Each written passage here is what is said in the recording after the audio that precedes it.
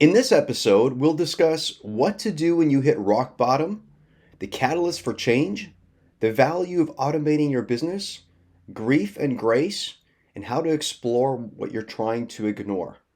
Be brutally honest with yourself. What feelings do you generate when you become aware that you could automate certain aspects of your business? With this newfound awareness, where does your focus go?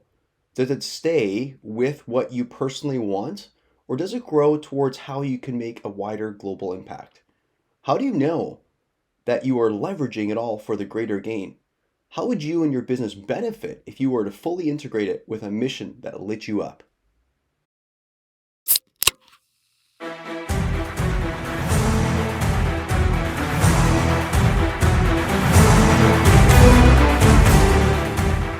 Welcome to Weekly Wins and Losses. My name is James Hepner, former real estate entrepreneur turned self-development hacker, coach, and fulfillment strategist.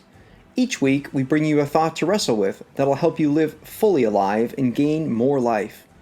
Real life is made up of both wins and losses. Both were designed for your good. That's basic reality. Without facing and learning how to embrace your losses for greater gain, you miss out. You leave 50% of your life experience on the table. So with that, let's begin the show.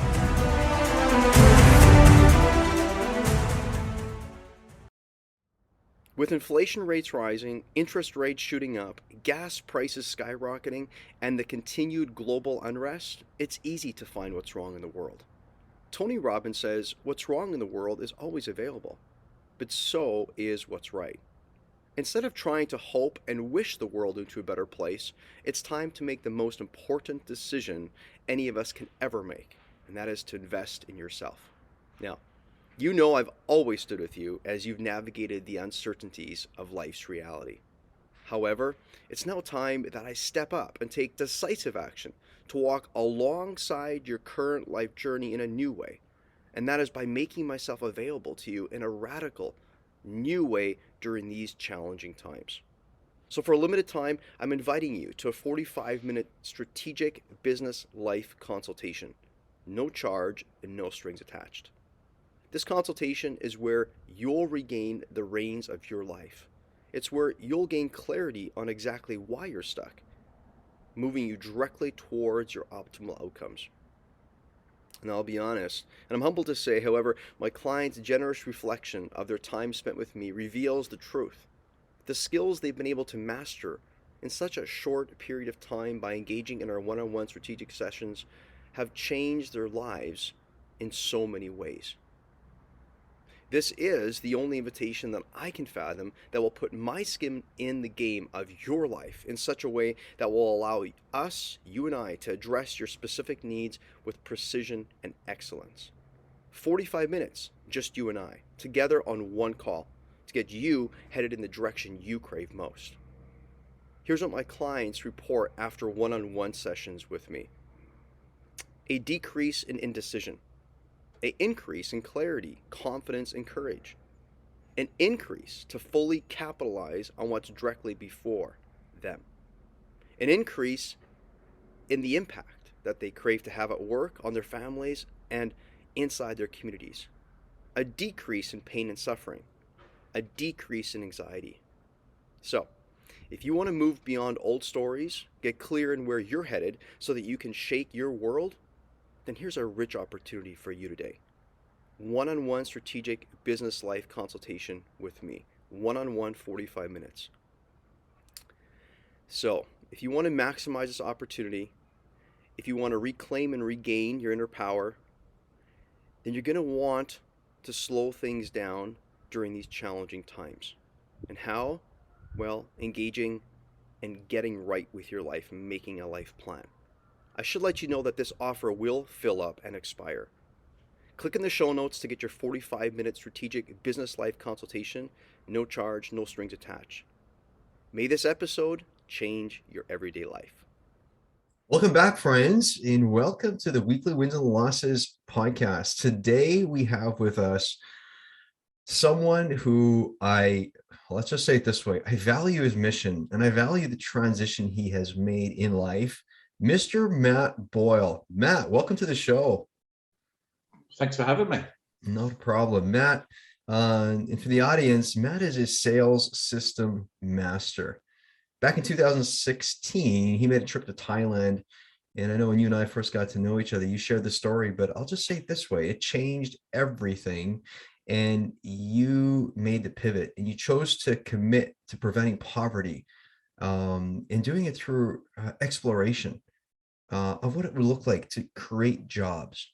Today, Matt, and I'm thankful for this, you help B2B businesses generate more leads and improve sales conversations by combining your world-class systems with effective outsourcing while building new employment hubs in developing countries. So that's an earful. Let me just say it like this. I think what you're doing, and this is, I think what you're, correct me if I'm wrong, but you have decided to take what you're proficient at and you've automated it. So simplistically for you audience, Matt's taken what he did, simplified it, automated it so he could get about being creating jobs for the hurting and the people that were enslaved. Matt, is that kind of, am I saying that proper?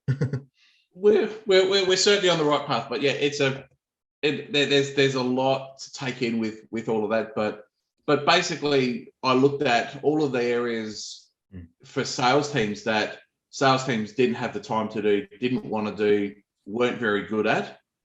Mm-hmm. And I went about looking at how can I build systems that automated or outsourced it, but did it in a way that didn't affect the quality. That, you know, because there's that big stigma about outsourcing of going, oh, well, we don't want someone from the Philippines or India telemarketing our customers because that's just bad. So I needed to build systems that weren't that to do it. And then going, well, because before the kind of pivot, I was a sales trainer. Mm-hmm. And I was getting paid really well as a sales trainer and had a really great business. But the frustration was that 90% of the stuff I trained people on, no one would actually do because they don't like doing it. They don't want to do it. They don't think they need to do it. And then when I went to Thailand and I spent 3 weeks over there rescuing women out of brothels and kids out of brothels and seeing this depravity, which is sexual slavery, I went and understanding that all of that kind of was caused by money. Everyone that got caught up in that world needed money from some point in time.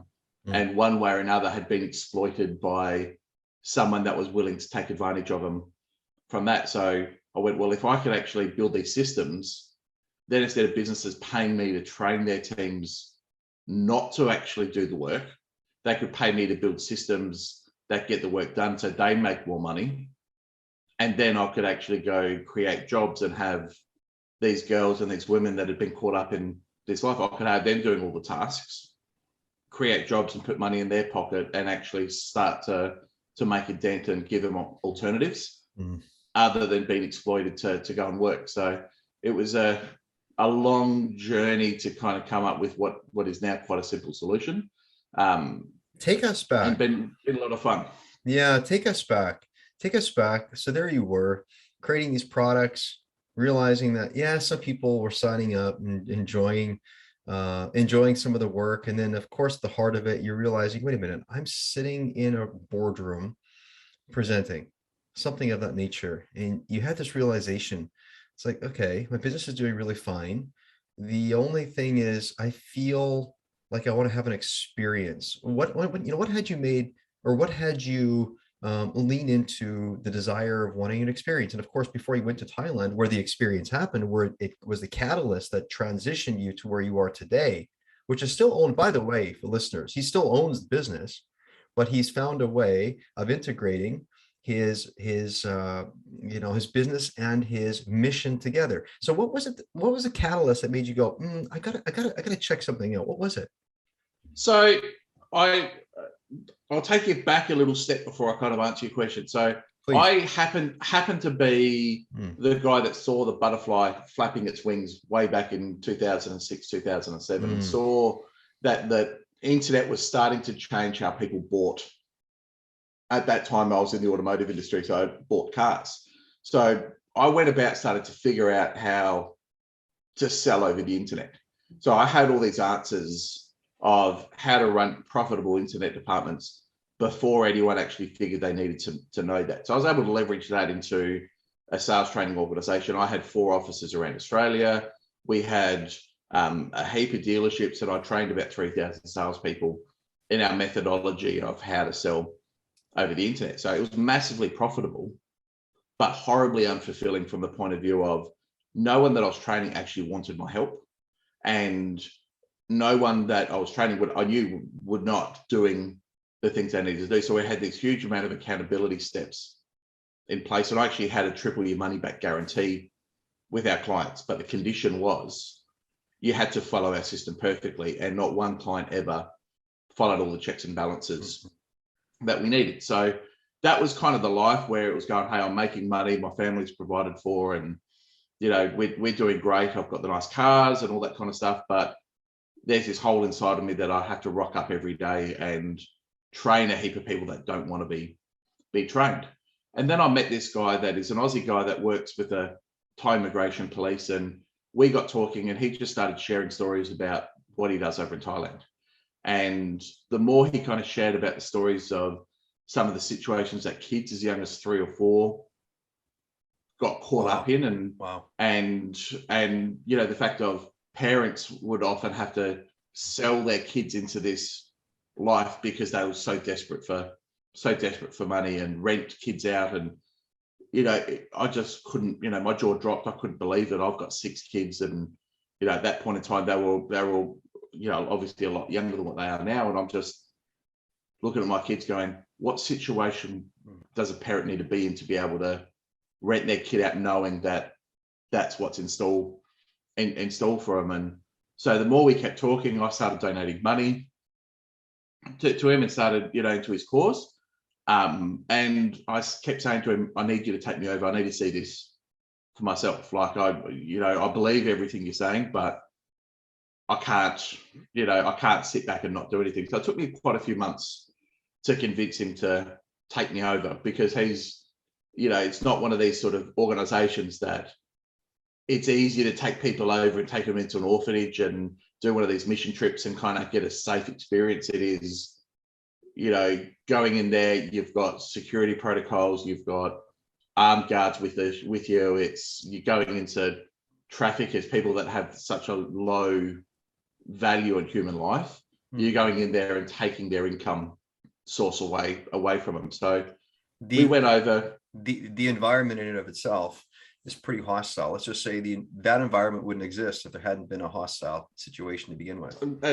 Absolutely. So eventually convinced me to go over. We went over, and it was life-changing from there. So when I got back, and there was an incident over there where there was a girl that we ended up rescuing that we were led to believe got killed between the time we met her and the time we were rescuing her. But it turns out the traffickers just recognized the guy that we were with and wanted to make sure they got paid.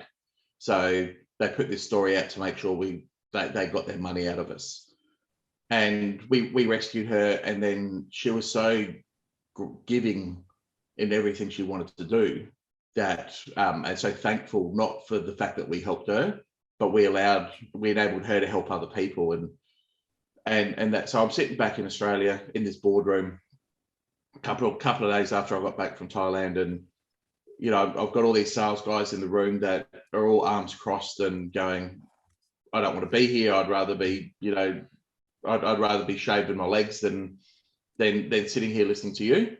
Did you just say shaving these men shaving their legs? Is that what you said? That's what they would rather be doing. That's how much they despised being in there. It was like anything other than being in here. And I'm sitting there calculating. I was getting paid $6,000 a day for my time, and then they hired the boardroom, and there's all these salespeople and catering costs. So I kind of calculated in my head here that this cost the dealership $20,000 for the day to have me here training their sales teams. And I've gone back going, well, that's actually about 12 girls we could rescue and buy their freedoms for. And I'm sitting there going, none of what I do here, so none of this $20,000 is actually going to have any sustainable good for the business.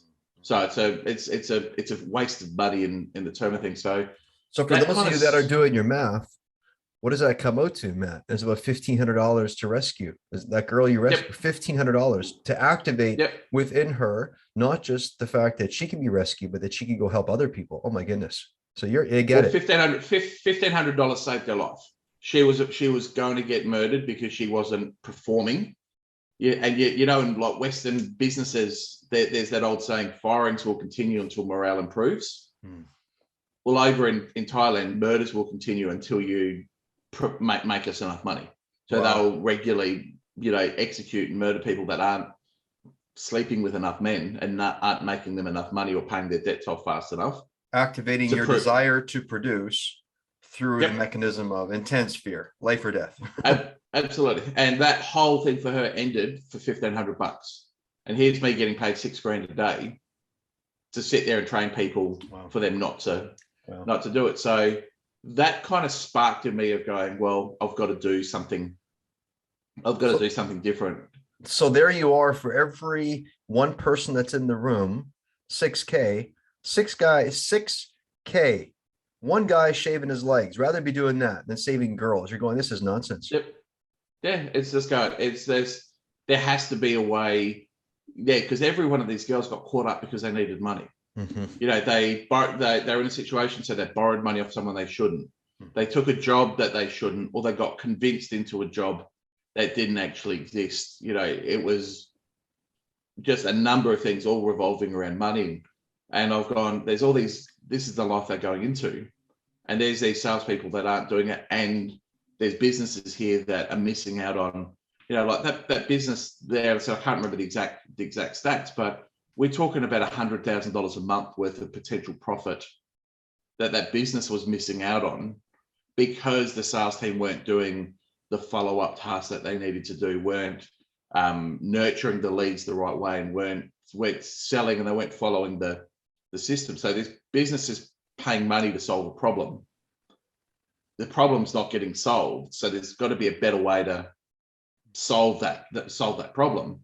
Meanwhile, there's all these girls get exploited. It's gone, well, if I can include them as part of the solution and do it in a way that actually solves the problems and puts money in a business's back pocket, then instead of me trying to just donate money, which actually creates that thing of dependence and does nothing to build anyone's self-worth and all that kind of stuff, you know, instead of doing it through donations, I can actually give them a job, which gives them a purpose, gives them an education, gives them a chance to stand on their own 2 feet.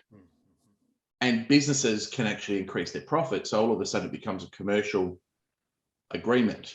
And so therefore I'm not bound by, you know, not-for-profits and trying to raise money through donors and all this kind of stuff. I can actually just go with a very clear value proposition of going, give me $5,000 and my team will give you $25,000 back.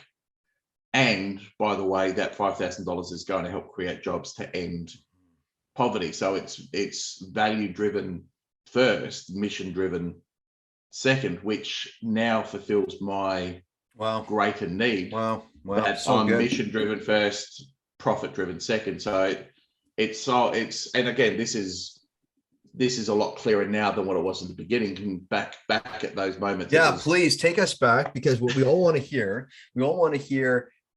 what you went through to be at a place today. And it seems like, by the way, you made a decision that profits weren't the problem. Focusing on monetary wasn't the problem. Yeah, exactly. What was required is that your shoulders expand and that you integrate and allow something to take precedence over profits. And for you, you switched it, you swapped it out, and it became the missional, the value add, the mission. And what's interesting is you created, it's like the self-fulfilling spiral that just keeps building, going up. It's within your own home, the business home that you have, that home environment, incoming, outgoing. So you're not just looking for donors, you're creating, because you didn't eliminate your desire for profit. So this is amazing. So at the end, I do want to unpack what that is, and why it was that you decided it's not either or, it's both and the beauty of it. But take us back to that moment. Well, there's this evolution of thought that I had, that I went from being completely naive that there's, there's not a problem out there. I was focused on my little world.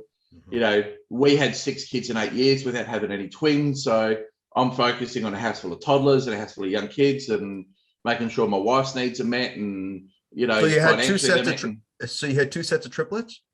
No, we basically had for 8.5 years, every I'm 18 kidding. months. I'm I just know. joking. I get it.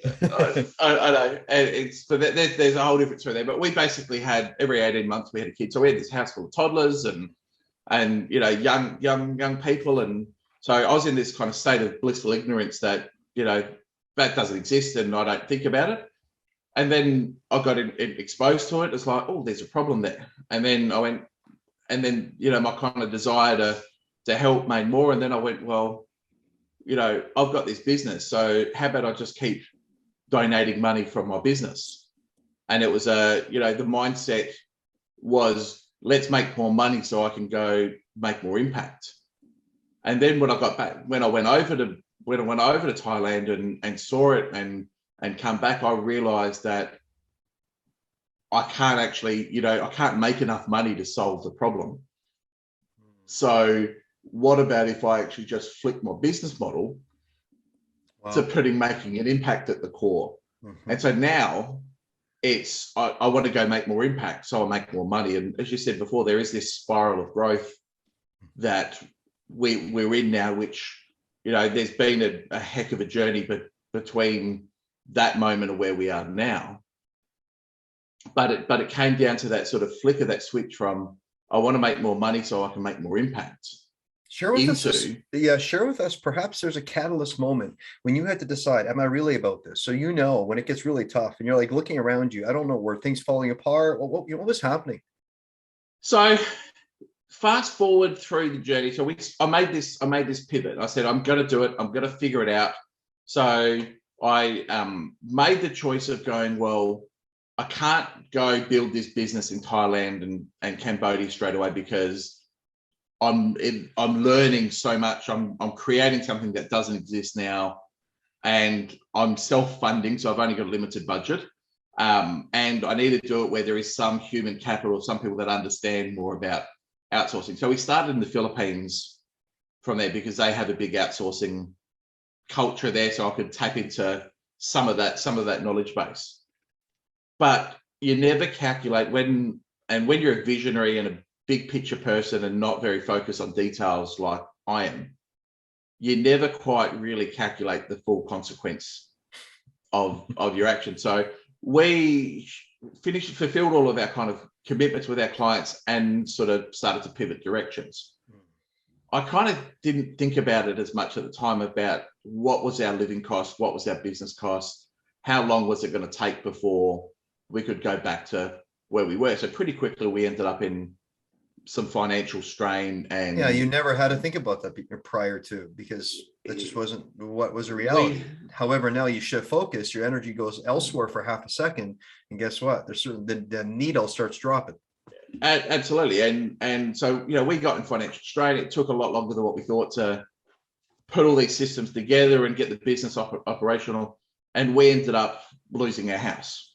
So I had to move our family out of our dream house. I had a number of cars that, all classic cars. And I had one that would be worth well over $100,000 now. That was my pride and joy, that I had to swap for a Hyundai to avoid going bankrupt. So we faced, we went through financial disaster. We lost everything, down to, literally had $50 in our bank account at one point in time. And that was that was it. And no help from anyone, no financial support.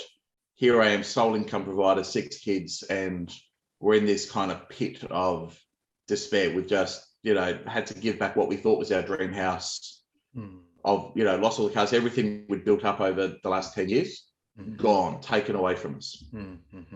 And at that kind of moment, I would sit there and just go to this lookout and just pray and just sit there and go, like, what the hell am I doing? And it became very clear to me, in that moment of, you're in pain, you've suffered so much, you've had so much happen to you. If you quit now, all of that's for nothing.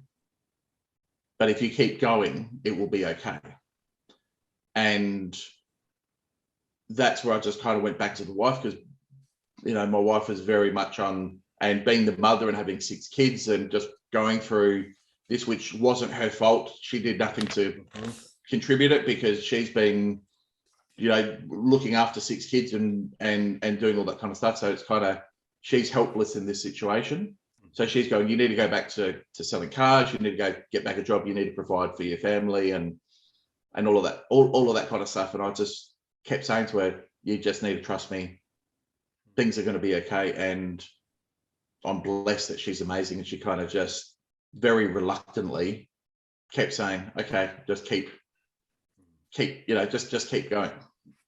So we had this kind of now duality of, I need to build this business, but I also need to fix what the mess that we're in, and we need to kind of fix our finances as well. And both of them are kind of intertwined in the same outcomes. So we started to keep growing the business, started to increase the revenues, scraped up enough money to buy a house, and we ended up buying a house about an hour away from where our life was, because that's where the property market was affordable.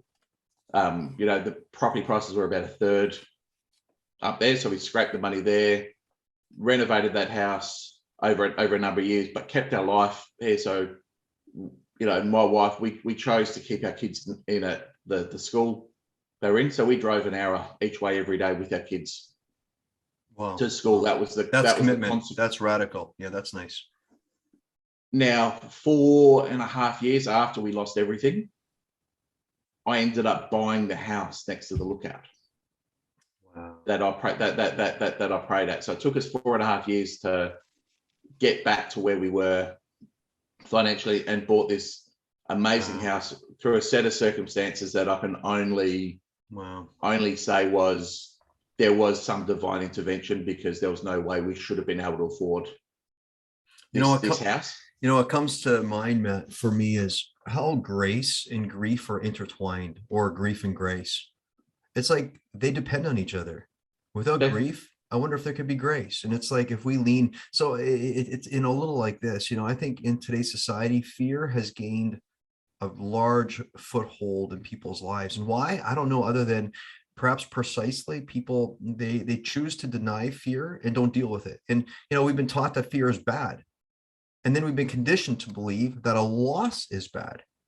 So like on our weekly wins and losses, the community live, no charge call on Friday, you know, we deal with how is it that loss isn't bad, but that's actually 50% of our life typically is experiencing the loss. And so often it seems to me that we, you know, do this action and end run around pain in our attempt. It's just an attempt to avoid dealing with the perceived discomfort of facing a loss. And the truth, actually, I don't know what you think, but the truth is we actually liberate. So listen to your story. And how is this not true, listeners? We liberate ourselves when we stop resisting and choose rather to align and actively participate with the juicy wins and losses of our life, right? Like that's what you did. You chose to participate, and you had your wife chose to align and participate with you. It was a stretch for her, but guess what? You were committed. You were in. You know, sometimes we wonder, what was it that had our spouse trust us? Like, something you said about driving children. You drove your children. You decided it was important for your children to stay in the same school. And so you chose to drive them 1 hour each way, twice a day, drop off, pickup. So you're spending 4 hours on the road every single day. You just came from $150 in your bank account. You bought a home, a fixer-upper, when actually you lived in a house of your dreams earlier. And here, think about the spouse, right? What does a spouse think? Listen, is he pushing back? What kind of values does he have? And I think to that point, you obviously had the value set put in where she's going, actually, you know, he's participating with, and how could I deny this man when he says, trust me, I want to trust him, because look at how he's living his life. That's an amazing story. Yeah, look, it was an amazing thing of faith from Belinda to be able to just stick with me through all of this, and you know, because I said she did most of the driving, and instead of driving up and back, she would stay down the coast and stay down there during the day. So she effectively gave up 3 years of her life being in a car to make sure our kids didn't suffer any more than what necessary. but also to make sure that, financially we're able to get ourselves back in that position. I had to kind of honor that sacrifice by keep building the business to be able to get us to the, to be able to create the income to get back what we'd lost and all that. But Gosh, for me, Matt, isn't it fascinating how our spouse, when they make a decision and they say, listen, I'm decisive on this one, my children, now mother or father, doesn't matter, but we need a nurturer, somebody who stands for the children, just like you stand for the children.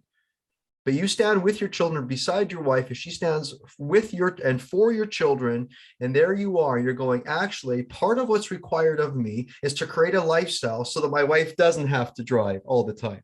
You're realizing she is resolute. She's not adjusting, non-negotiable. She's doing this, she's in, and you're going, me too. Every day you're reminded, this is what I'm working for. We wonder sometimes, why is it that we're back to where we wanted to be and even beyond, perhaps, right? The beauty of empathy. Totally. And it was that, and you mentioned before about, fear of failure and all that kind of stuff. The resilience I have now, I wouldn't have grown into the leader that's capable of impacting the change that we are and we're on track to do over the next few years. I wouldn't be that leader had I not traveled through that failure, had it that kind of moment when I'd lost everything, had I chosen to take the easy path and go back to that little bubble that I knew beforehand, from there, which may have got us back on track financially sooner. It may not have, we'll never know. But I know sitting here now, coming through it and coming through our house, which is so much nicer than the house we lost. We have this amazing view that's never going to lose. It's 60 miles of coastline and hillsides and that. It's just stunning, which has always been my dream, always been my dream, that I never thought I could afford, be in a position to be able to afford a house like that. So we wouldn't have that had I not, had I not sort of battled through. But I wouldn't have that resilience of going, I did this with nothing. I didn't get any. I didn't went and go get some co-founders and get some money thrown in and some investment partners. I cash flowed it. I went there and I found clients. I made a sale. I invested that money into systems and team. I drew what money I needed out for living expenses. So now when I sit there and someone comes to me with a problem, it's like, let's just tackle it. Let's just do it. So the growth that I've had individually, I've freed myself from all of those fears. That it's like that kind of, those coming of age stories and those kind of, the hero in any story that goes through that kind of trauma, that can come out and then achieve what they're supposed to achieve. Fearing no longer the fear that we all have invitation to feel every day, not fearing the fear anymore. Josh, Matt, so sorry, Matt. I'll be called worse. You'd be called worse. Okay, Matt, when I think about, we got listeners right now, and let's just slow it down for half a second, rewind the tape a little bit. If you could stand with people who are at a junction in their life journey, or they may have become successful already, and they start doing calculation. Why? Because they're choosing to think about something. And because they're allowing themselves to think and be present with something exists just because they were present with it. Something exists now because they're choosing to think and be heartfelt about it. What would you say to these individuals that are wanting to activate that little piece? When they do the math, they're going, yes, I like my business, but how could I do this more effectively so I could also fulfill my missional, my integritous, the desire to be more than just success? What are the pieces? And actually, if you could be completely vulnerable, meaning just be completely transparent. If you don't like the word vulnerable, be transparent in what is required at moments when you feel like you've hit rock bottom. What are some ethos, some rituals you participated with? I don't know. What is it that these individuals need to really tap into? If you could just point these people, because oftentimes at this time we're ready to hear. What is this? It is feel the fear and do it anyway. Good job. Is like and again, I'm a big picture person, so I'm a visionary. Big picture details bore me, so I don't think through. I'm very instinctive in my decision making process. Of that, I've now built a support team to take those instincts and put them through some filters now to make sure there's proper analysis through there. But when when my heart got opened up to something that's bigger than myself, and that can be anything. It doesn't need to be something like I'm going to end poverty driven exploitation or whatever. My heart got opened up to something that a problem out in the world. From there, I didn't ignore it. I listened to it. I went and I explored it, and I just kept being in that moment and looking at the problem, and then the solution came. And the solution wasn't easy in my case, but often, and other people I've spoken to that have, they go, well, I want to do this. I want to help with men's health. I want to help men, live a better life, and I run a gym. Mm-hmm. Okay, well, how about you just run these free men's health sessions to invite people into the gym to get them to talking about things. So it's not an end, it's not an all world, it's as in, you don't have to go, well, I'm focusing on men's health or whatever the problem is, trafficking, and have a business. You can actually do both. And you just need to live in that mode and be accepting of, hey, there is a solution. I might not know it yet, but I'm going to, there's a solution that I can actually do both, and So both can coexist. So what would you say for those people that are hearing what you're saying and they're saying yes and however, or they might say yeah but the yeah but, it kind of circumvents everything we just said. It's like yeah. So what would you say to those people who are hearing your heed? And I'm going to just take the words that you said and just throw it together. I just wrote down here, what are you trying to, so what do you what could you explore that you've been trying to ignore? So you're in the moment, you're going, you know what? Is it either or? Do I have to give up my business to do this? You're going, okay, wait a minute. Whoa. Mat said, explore what you're trying to ignore. So how do you sit, and how do you help someone who's going, yeah, but then they hear this explore thing? How do you help that frame move just a little bit further towards action? You could do it the way that I did, which I wouldn't necessarily recommend, which is just go, screw it, I'm just going to go do this and risk it all. And again, I wouldn't recommend it because that hurts. Like that's, that's not easy. That's it's been years. Like, and I dealt would you say though that if you do it your way or another way, which is like you say, having you've built a community around you now that helps to stress test this thing. Would you say that invariably what you want to do is activate the hurt, but you don't have to make it that it hurts the larger circle? I don't know. What is this? Because actually hurt is a gift. The other way is to, just keep exploring it and keep asking those possibility questions. How can I, how can I achieve both? And there's that kind of growth phase of first you need to accept that that's a possibility. You might not know the answer, but first there's a possibility that I can have my cake and eat it too. I can have this impact and help solve this problem and have this business. That's kind of that first step. And then it's just keep asking those possibility questions and empathizing with your possibilities versus staying and empathizing with problem. You shift it exactly. And the solution always comes, and there's always this kind of evolution. So for me, the evolution was I'm going to make this money so I can donate. And then when I went, well, that's actually, and I did that for probably 6 or 12 months and kept giving money, and got to the point that I was giving our mortgage money to go make an impact, and had to get the tap on the shoulder going, how are we going to pay the mortgage this month? And I went, oh, okay, I'll go back and make more money. But then that evolved into, I'm going to make more impact so I can make more money. So it's an evolution Josh, are there that yeah, Matt, isn't it, gosh, my friend, isn't it so interesting that we seem to all need the experience of making emotions that we have thought weren't safe? Like you said, feel the Yep. fear anyway.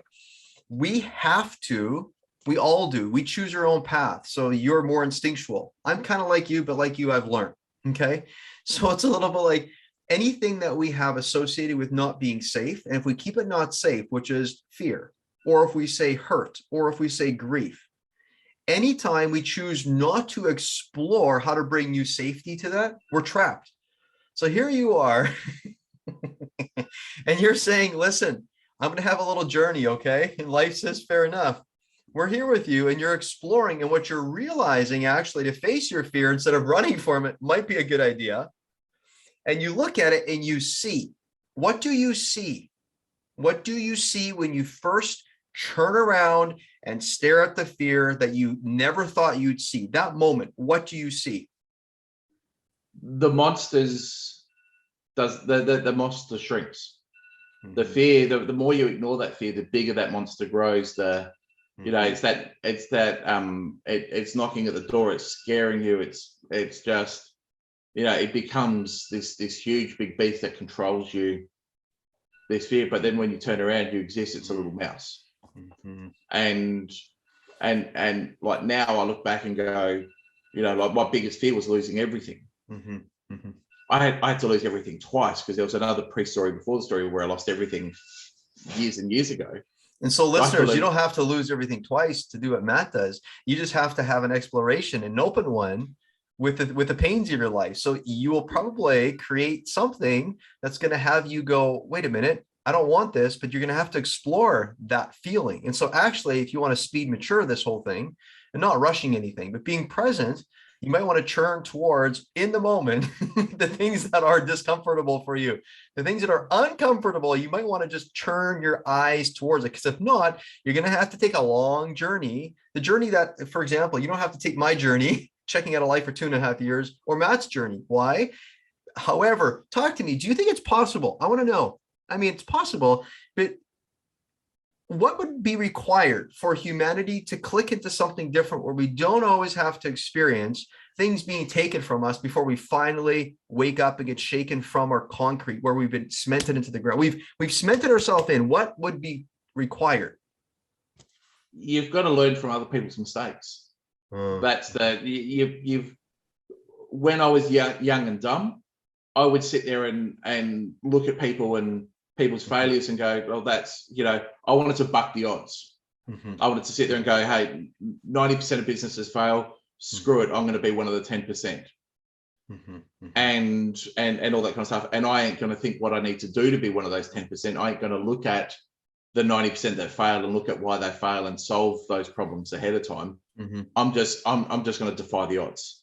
So I went, that was my kind of that sort of just mindset that I just go out there and just screw it. I'm infallible.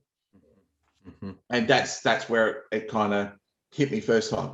Second time was, when I was made this transition, it was all emotion driven. It was all, I've got to do something. I've got to save these lives. I've got to make this impact. I've got to do it. And not putting that through not putting that decision through the filters. Because if I had the team that I had now, I would have been, they would have said, okay, there's a way of being able to step this out in a few phases so you can actually still have the impact you want, still get where you want to go, but you're not going to lose everything in the meantime. And they would kind of, that support team would have put the risk framework. Isn't it so fascinating how life comes around, supports you exactly what you need? Like here it is. And we say, I initially, like you said, first part of my suffering came when I thought I was infallible. And then of course, a few rocks started falling on my feet. It was uncomfortable, but it got more uncomfortable. And it's fascinating. If we don't leave room to include the infallibility that we thought we were, here's actually, this is just a take, but I think it's just like super precious. I'm just relating your story to my life. And if we're not careful, then we blame that, I I was dumb. I wasn't thinking straight. You know, what's fascinating is think about how it served you. Think about your mission now. If you hadn't decided that you're infallible, perhaps what you were wanting to do, I don't know. I have no idea. I don't want to speak words into your experience, but you're wanting to infallible, meaning that for perhaps is that you just want to develop a good relationship with uncomforts of your life. Okay. And so you're wanting this. And to be honest, look at your mission. You, which a lot of people don't do, you have said, I'm not looking for donors or funding. I have a business. How can I turn this thing into the funding that I'm looking for? So infallible, it actually brought that together. You integrate it. It wasn't either or. So the decision of infallibility, it's not wrong. It actually served you to who you are, and you kept growing, but you kept learning, like you said, learning from others who made mistakes. But the key things, learning from yourself, making a mistake. Here's the thing. Would you say mistakes are bad? I have a view. I don't think mistakes are bad. I think mistakes are needed, not good or bad. They're the essential pieces, because let's be honest, a human never chooses to act a problem. A human only ever chooses to act their solution. That's what look, mistakes are learning experience. The only mistake that I've ever made is not getting up fast enough. You know, everything else, when things haven't turned out, for me, everything on my journey has been needed. I needed to grow from the person I was to the person I am. And everything that's going to happen in the future is, you know, the person I am now isn't going to be the person that's got 10,000 jobs created. That's a future version of myself that has to be bigger, better, smarter than what I am. What I am now. But not everyone needs to go. Not everyone has the same mission, the same purpose, the same drive, the same determination, and there's no judgment about that. But therefore, you know, most people don't need to go through the lows to experience the highs. Most people can kind of be able to transition and still go from where they are to where they want to go, and it actually be a lot smoother road than it has been for me. Love it. Let's transition now. Let's take our viewers, our listeners, front and center to the logistical of today's world of your mission. Talk specifically about how do you directly assist, and what does it look like? I'm imagining you have a team, you go out and save these people, rescue them, buy them. And listen, audience, isn't that kind of, it seems like an antiquated concept. You go and buy someone, but buying gives you the right to them. So buying for the good of, I know, Matt, you've shared a story how sometimes people, when you go buy, when you bought the story you mentioned earlier, the story of Anne, that young girl, when you bought, typically when you buy, people think, well, you're going to be buying for sexual gain, but you're buying for a different cause. You're buying so that they can free themselves through the job creation that you've got set up for them. Give our listeners a bird's eye view of the operation today. So the operation today is still based out in the Philippines. So we focus more on, as an organization, prevention rather than cure. So we're building our centers, and our goal over the next, say, 12 months is to build our second center in Thailand. And we want to be building that in the regions where exploitation happens, and we want to just create the opportunities.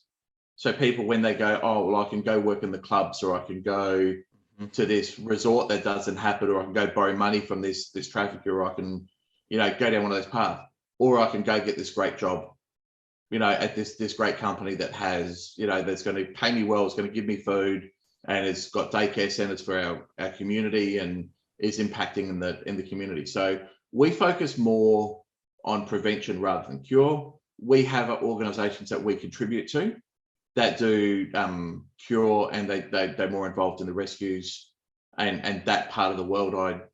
One of the things I realized when I got back from Thailand was I'm not the person that's on the front lines, doing the rescues. That's not what I'm cut out to do. That's way too scary for me, way too far out of my skill set and comfort zone. Yeah, we have people like, for example, Operation Railroad, right? Like people who have the security backing, who have almost the militia gear. But let's be honest, they got resources. Absolutely. Like when we were leaving Thailand, we ended up going to the airport, we were getting chased by the Russian mafia in cars, and there was this high-speed chase through Pattaya, and we ended up getting armed security guards meeting us at the airport with these big-ass machine guns that, I had two security guards, one hand on each shoulder, pushing me through the security to get on the plane to make sure I got out of the country safely. So I went, those guys do amazing things, but I'm going, that's not me. That's not my training. That's not my giftings to the world. So I want to support them, but my giftings is in sales and marketing and team building. So if I can focus in my area of genius, I can have more of an impact. So you've taken your business, which is team building, and you've literally transitioned. You haven't become a militia or at least one of these rescue people. You haven't thrown it on and said, how can I be, or even try to create that kind of entity. You've literally said, the training that I do, how can I take this mentality and this ethos, and how can I bring this to Thailand and areas where, like you say, people are being trafficked, and that people can utilize whatever was within them, the resource, to tap into life by creating. And so that's what I love that. It's completely congruent with your, I love it, it's brilliant. With who I am and what I'm good at. So when I looked at the sales process, I was able to bring it down into simple, repeatable tasks. So I can take anyone that knows how to turn on a computer, and within 2 weeks, I can have them trained running marketing campaigns and sales campaigns. So what exactly are they? Yeah. So what exactly are they doing? So the first center you have, the one that's in operation, what are they doing? So describe the facility. What happens? So we work in the B2B space. So anyone that sells products or services, business to business, we do. So it starts with building a sales system. So it's looking at, right, what are all the steps involved to take someone that has never heard of a product or brand, to make them aware of the brand, to make them interested in the brand, to make them want to buy the brand and buy that product. And we do this I've got hedge funds that have $1 million buy-ins that we do this for. We have business franchises, we have consulting, we have digital marketing, we're just about anything. And the more complex the sales journey, the better. So we map all of that out from start to finish. And that could be a 10-step journey, it could be a 30-step journey, whatever. We look at them, then go, right, what are the parts that absolutely unequivocally have to be done by a real person, by you and I? And we put them in on the map and go, well, at this step here, this has to be done, by here. There's no ifs or buts or maybes, from here. We then look at the stuff going, right, what can we do in a more leveraged fashion that instead of doing it one-on-one is one-to-many? So we then kind of fill the next layer in at that. We then go, right, what are the steps that we can automate or outsource that's not going to affect the quality? And then we build that into a system. So, for example, we've got a client that we do the work we do work for, that we've created this outbound prospecting system that our team go and do all the research to find who the ideal prospects are, and they'll do that through LinkedIn and through email, and doing these searches so that we can put into a repeatable process with the criteria. So they go do the research, and then they match the checklist that we have for the criteria of an ideal customer avatar. From that, it's simple, it's repeatable, but it's time consuming. So they go and do that. Then we have an outreach plan of, well, we're going to connect with them on LinkedIn. We're going to send them some emails. We're going to use some voicemail drop technology to actually replicate you calling that person from your number and have them return your call. So we then, in that, we look at, right, what's the right messages. So we template the initial messages so that the quality control is there. We template the outreach plan to make sure that we are being consistent without being spam. We can measure that. We can measure the response rates. We can measure the quality control. We can do all of that. We use SMS and voicemail drops so they can replicate those calls, and we do that at with a particular volume at a particular time of the day that we know the sales team are available to handle those responses. The sales team handle the responses and take them all the way through from there. So the combination of that, what we've effectively been able to do for that business is replace 3 of their SDRs, their sales development reps, which would be costing that business about $200,000 a year in wages. We've been able to replace the same outcomes as far as the amount of leads, the amount of sales, and the amount of income they generated for about a $45,000 a year investment. So we've saved that company $150,000 a year in wages without affecting their profitability, of their results, and without affecting the quality, because none of our agents actually have any one-on-one interaction with the clients. They will respond to some emails and respond to some messages, which again, we can quality control, we can measure, we can template, we can train on. So every step is managed, every step is measured, every step we have quality control things in place that we actually go back and review, and we have our campaign analysts that we've trained, that are trained in my methodology of looking at the sales systems, looking at the performance of it, and being able to make assessments of what's working, what needs to be improved from there. So that's a typical type of example of what we, how we go about it.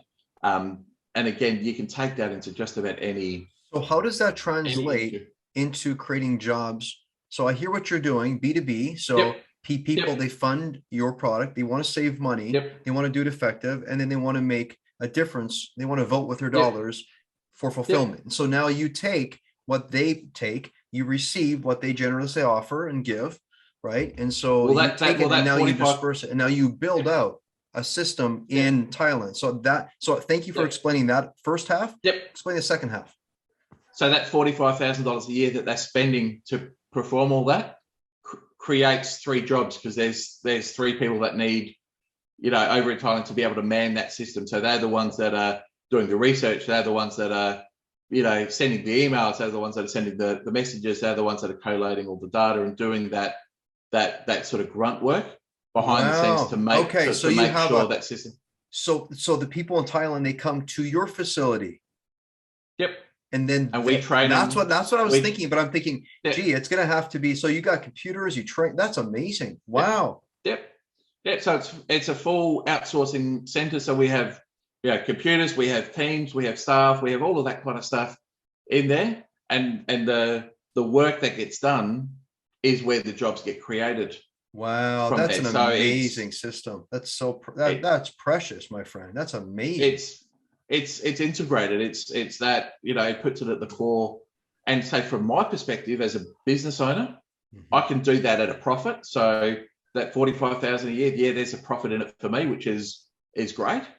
From my client as a business owner, that's saving $150,000 a year, so there's more profit in it for them. From our center, that 3 jobs we create, they get paid well above their market rates, and we create. Wow. We've created this amazing team culture in a sense that it's a sense of family, that we had a couple of team members had some loss recently, and our whole team kind of chipped in, to make sure that they were and were there, helping them, supporting them, and all that kind of stuff. It was just this mind-blowing, from me, it's this mind-blowing experience to watch how the team, without being asked or anything like that, all wanted to. So the flow looks, support. So the flow. And again, I'm so curious. Help me understand. You're doing a great job. Thank you, by the way. And sorry for interrupting. I'm just like, I'm getting real excited. So here's the thing. The flow looks a bit like this. So you have these people, and North Americans, people who have, business, and they have these sales agents, and so great people perhaps, but sometimes they lacked effectiveness. And so trying to, consistent training, consistent outcomes is what any business wants. Okay. So you're coming along, you're saying we can do that. Here's how: automate without being sleazy about it, like being completely legit. And we stress tested, we can measure out. So we've kind of, created this model of excellence. And so the customer service at this level through an automation, which is amazing. Now what you do is you take the money that companies give you to do this work, you take some of those profits and you say, actually no profits, you take the work that's required, and then you ship that work off to Thailand, and then your center takes care of it. Now, what happens? So you have 30 businesses, for example, 300 businesses here. Yep. Do your centers grow in direct proportion to the amount of work that you have coming in? Is that how you have it set up, and that's how you're scaling? That's the phase. That's exactly the phase we're at now. So everything you've said is 100% right. That's the work that gets done. So we build the system to make sure that the work that gets done is of the quality and the consistency that it needs to represent any customer properly. And as I said, we have done this for hedge funds that have $1 million buy-ins. We've done this for logistics companies with like multi-million-dollar a year enterprise solutions. We've done it for franchise sales. So we've done it for very high trust required sort of thing. So we build the system to make sure that the communication plan is done in a way that the quality is where it needs to be, and we're not putting a untrained Filipino, an untrained Thai person, or a poorly trained with a horrible accent on the phone trying to represent. Yeah, that's outsourcing done wrong. So we build the system first. We make sure inside of that system there's all the management protocols, quality control to measure, to be able to manage, and to be able to sort of ensure that productivity is where it needs to be.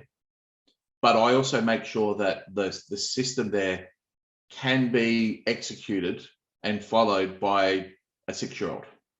And I want to bring it down to that simple. So we then bring the team in. So our systems, when we're setting up an account, it is step 1, go to LinkedIn. Step 2, log in. Step 3, do this. Step 4, do this. Step 5, do that. And we have training videos for every single step of the way that they can see. So if they need to, they go and do that. So that's kind of the level we've got. We then built the level of management to be able to manage those centers and manage those people and the teams and that effectively. So now the growth.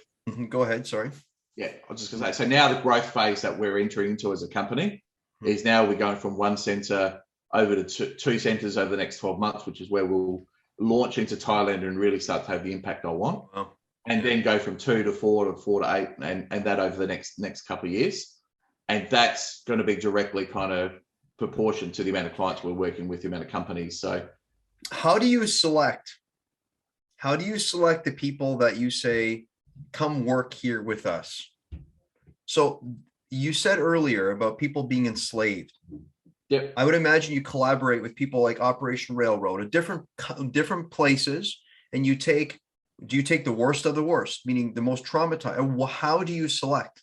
What's the process? So there's a how we select at the moment and how we're going to select as we kind of keep moving forward. Because in the Philippines, where our center is at the moment, the problems of exploitation aren't as bad as in Thailand. But we started there because it was achievable to be able to build the learnings that we needed to do that. So we really select on basically and have this open door policy that your education, your qualifications mean nothing. What we're looking for is culture fit. We want someone that's going to fit within, fit within the organization and be a good part. So a lot of the teams that the people agents that we recruit are all come through friends, family of our existing agents. They all, and so these are traumatized individuals. Yep, they're all more at need and at risk than say traumatized as such. They're all can't get a job anywhere else, and if they don't get a job, they're going to have to do something. Yeah, so they're about to enter the system. They're about to enter that system. As we move into Thailand, and as we kind of open our second center, there's going to be a heavier focus on those that have actually been rescued. But part of that criteria is that culture fit, because someone has to be able to be reliable to rock up to work. Honestly, what an amazing plan that you firstly, and again, your journey will have taught you this. You try to run too far, too fast, not happening. Yep. That's like in music. Yep. Slow is smooth and smooth is fast. So what do? You first scale this thing out and you stress test it within people like that are about to enter this traumatized, you're being solicited spot, and you work it there. And then now you mature it and you work on all the kinks and now you're ready to go to the next place. I think that's pretty brilliant. Good job. Yeah, it was that probably the best decision I made was actually doing that, because I sat there and was overwhelmed at the complexity of being able to take sales and stuff that I had personally had done one-on-one my whole life, and gone, right, how can I also, how can I outsource that in a way that no one knows it's not me doing the outreach? Mm-hmm. So that complexity is massive. Mm-hmm. I can't possibly do that and build a center where centers don't exist. Mm-hmm. I needed to go, well, in the Philippines, there's a big outsourcing culture. It's just, for the most part, done badly. Mm-hmm. How can I, go and tap into that? So, our operations manager that's come on board, he hasn't come from that exploitive background, but he shares the same heart, but has the experience of of running teams of thousands of people, and that he has that experience, that kind of, I needed for that boots on the ground to be able to make sure our center is operating at the level that I can go to a client, and I can go to, CEO of a $25 million a year company and go, we can do this. We can, I can guarantee you bring us on as a client, and this is the quality that's going to happen, and this is the result you're going to, this is the result's going to be happen. And now that our systems are robust and we've proven that, and we've got a track record that I've got the confidence that I can walk into any business in the world and be able to get, look someone in the eye and go, you bring us on, this is what's going to happen.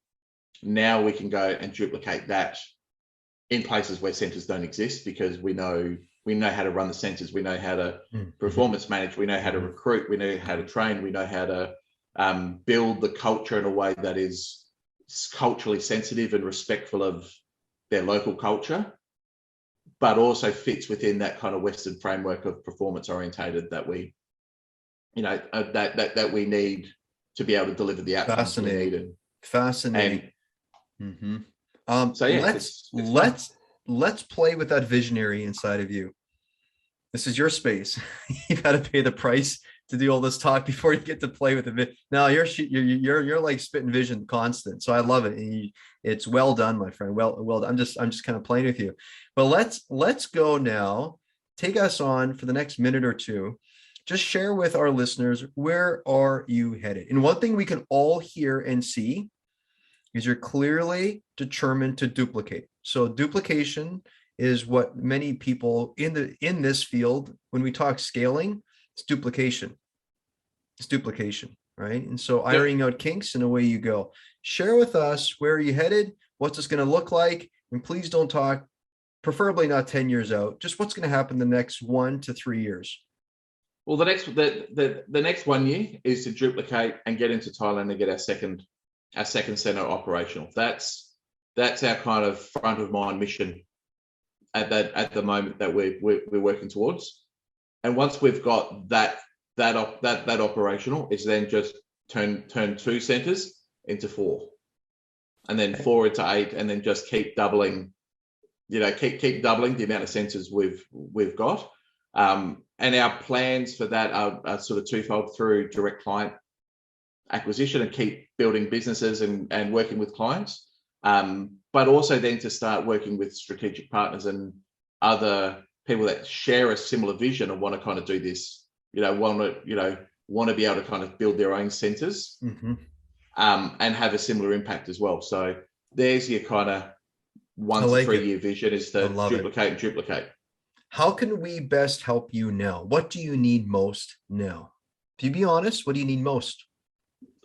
Look, the thing we need most always is clients, because that's where clients come.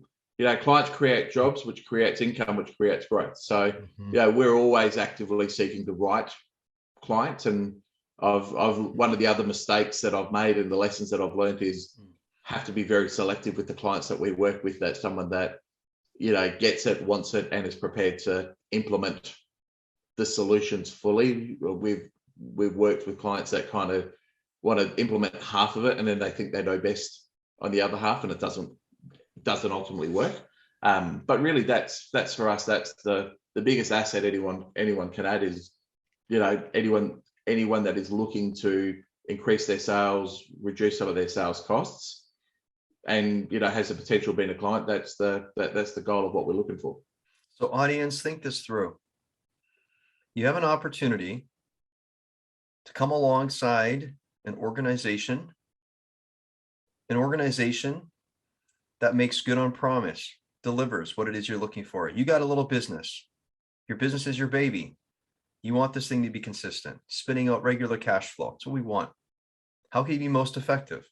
How can we ensure that our efforts and the dollars spent, and sometimes maybe we have these core fascinations and sometimes they're core frustrations that lead us to be like, and how could I leverage what I know to be true? And that is, if you have a business that offers great value, and sometimes you just have a craving to manage people less. Well, how could you, when you think manage, how could you just maybe shift how you manage people? Just shift your thinking. And while shifting your thinking, you're helping people. Stories like Anne. Mat is about to take center 1, make center 2, and 2 to 4. He's done it. He's lived it. It's his passion. He's committed. He's sacrificed. He's all in. Stories like Anne. Imagine what this activates within. And what does it do for you right now to think? For $1,500, that's $1,500, Anne was bought. For what? Not to be controlled, not to fall into a system again that was hurtful and unhelpful, but to enter into a safety mechanism. We have it so good here in North America. Wherever you're listening, we have it such plenty, so much luxury. You're just shifting your spending is what you're doing. Here you got Mat. Mat's here and saying, I'm your guy. If you want to help Mat along in his journey, Mat, where can people find you? I love your mission. I think it's like spot on. It's brilliant, and you're doing it, and you're just in it. I think, and you can clearly see this is who you are, my friend. And I appreciate you. So I honor you. Good job. Where can people find thank you? So probably the first step is you can go have a look at the salesgrowthscorecard.com.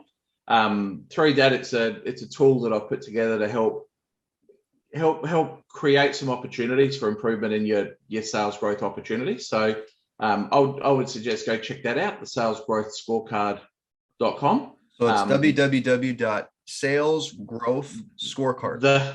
The sales growth scorecard. The salesgrowthscorecard.com. Check that out, and that will give you some great, meaningful insights into where the real opportunities are, for you and your business. The second best place to find me is go look me up on LinkedIn, and I'm Matthew Boyle, and Matthew spelled with 1 T.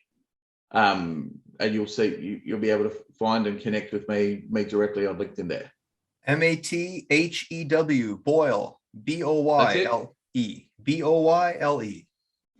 That's it. Matthew, any last words of encouragement, of wisdom? What comes to heart right now? I've enjoyed your presence, my friend. You've been a charm. You got a mission. Look, I'm about mission. Transaction's fun, but unless there's a mission, my friend, I'm not interested. Absolutely. I just want to thank you. This has been fun and been one of the most thoughtful shows that I've been on, that, I can certainly respect your alignment with being mission driven and wanting to impact others. So I just want to thank you for the care and the attention you've put into it. Not a worry. It was my pleasure, my honor, and it's the least I could do. So I'm glad I could bring you to the front, and hey, you're on to do some pretty incredible, you are doing incredible work. And so just keep going, and we're here cheering you along, and we're going to support you the best we possibly can. And so again, folks, you want to go and check out Mat's work, go to thesalesgrowthscorecard.com or check out Mat. You can go to Matthew with 1 T, MATHEW Boyle, BOYLE on LinkedIn, and he'll be there to help you along. So Mat, thank you for joining and being and playing. And I'm sorry for all the interruptions, but my friend, I got pretty excited. So Matt, it's been a pleasure. Thank you. Awesome. You take care. I sincerely hope you enjoyed that little interplay.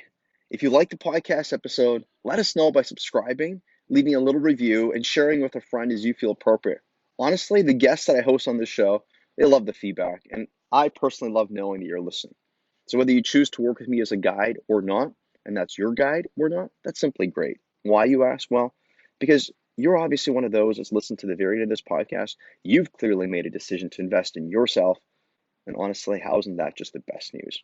So if you decide you need and or want to get unstuck by activating your creativity and your resources, if you want to see things clearly, if you want to get to your next level, if you want to live with vibrant energy and passion, simply go to www.jameshepner.com for one-on-one coaching, and or go to www.weeklywinsandlosses.com for the no-charge Friday noon Global Community Weekly Wins and Losses video call. So again, I thank you for investing in yourself. See you next time. My sincere hope is that you've gleaned a few nuggets for yourself and a few pieces of interest that help you move forward in your unique journey. So again, I thank you for joining me here. This is James Hepner clocking out. Until next time, peace out, rock up.